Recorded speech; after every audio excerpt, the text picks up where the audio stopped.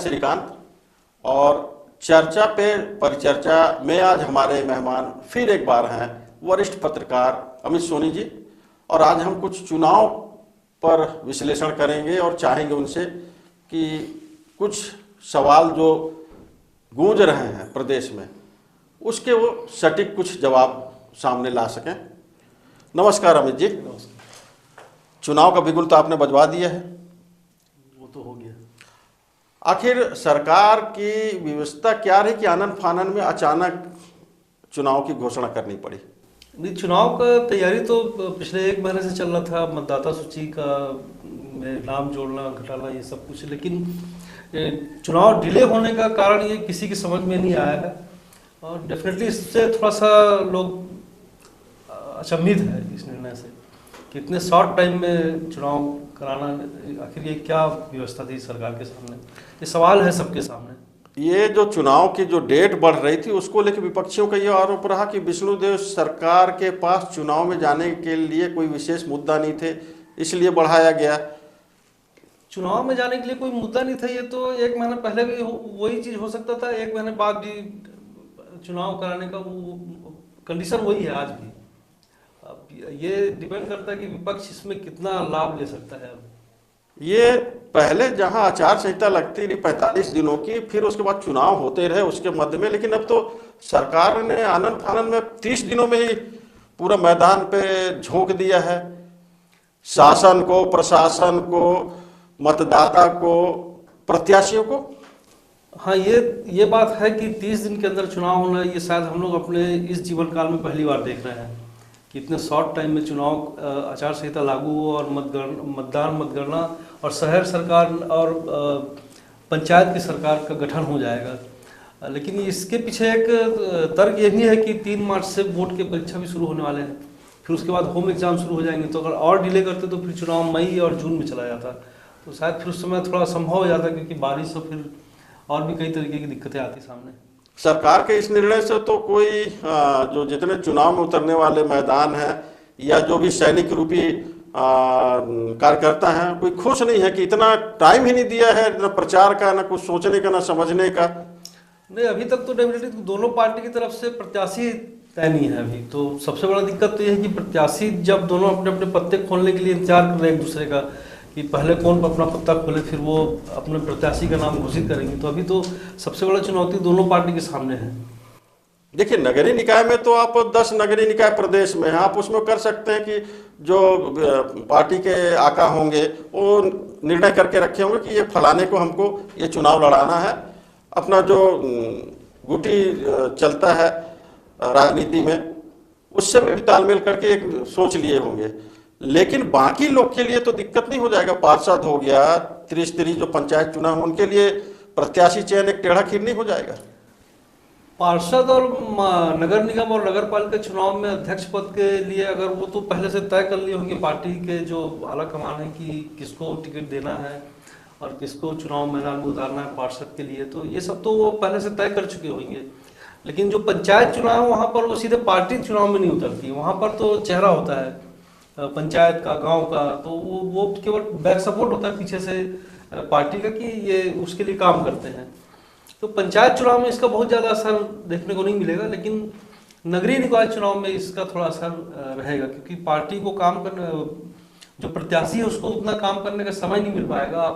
आप एक छोटा सा एग्जाम्पल ले लीजिए चिरमिरी नगर निगम का, अगर 40 वार्ड में घूमना है तो उसके लिए पर्याप्त समय नहीं है किसी महापौर के प्रत्याशी के लिए कि वो 40 वार्ड को कवर कर पाए, असंभव काम है उसके लिए।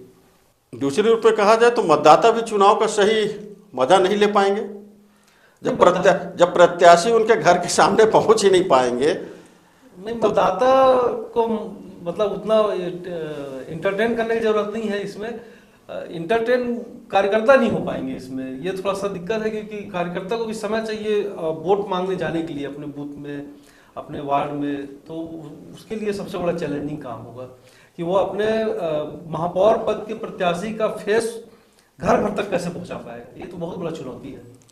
नगरीय निकाय में 22 से लेकर 26 तक नामांकन, 11 को चुनाव, 15 को परिणाम।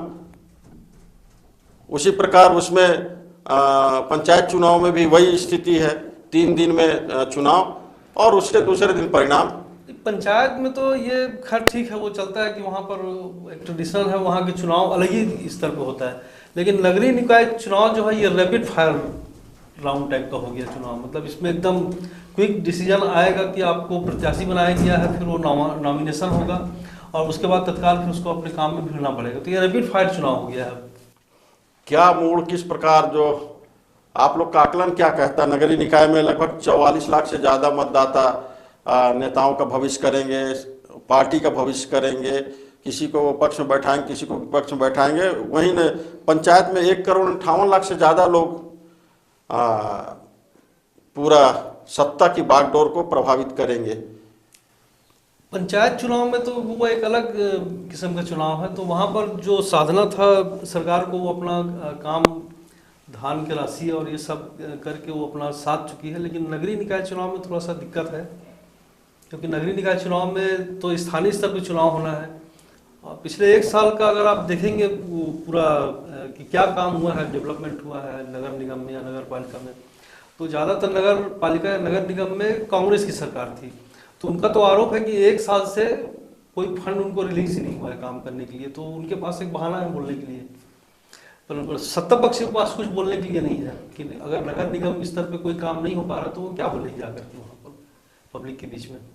विधानसभा में जो चुन के गए हैं विधायक, वो यही बोलेंगे कि नगर निगम में कोई काम नहीं हुआ, और नगर निगम तो वो आरोप प्रत्यारोप चलता रहेगा। तो ये आरोप प्रत्यारोप में तो मतदाता या निवासी पिस रहे हैं, सुविधाएं प्रभावित हो रही थी। पिस रहे हैं, वो सफर कर रहे हैं दोनों के बीच में। अब वो दोनों के बीच में पिस रहे हैं, सफर कर रहे हैं, तो इसका परिणाम भी आएगा 15 तारीख को जब मतगणना होगा। तो ये जो घोषणा हुई है उससे, इस बात से आप कितना सहमत होते हैं कि 1 स्टेट 1 इलेक्शन की तरफ कहीं छत्तीसगढ़ बढ़ गया है?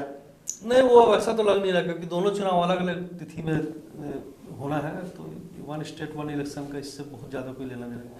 1 स्टेट 1 इलेक्शन का मतलब तब होता जब नगरीय निकाय चुनाव भी एक साथ उसी डेट पे होता जिस समय विधानसभा चुनाव हो रहा था।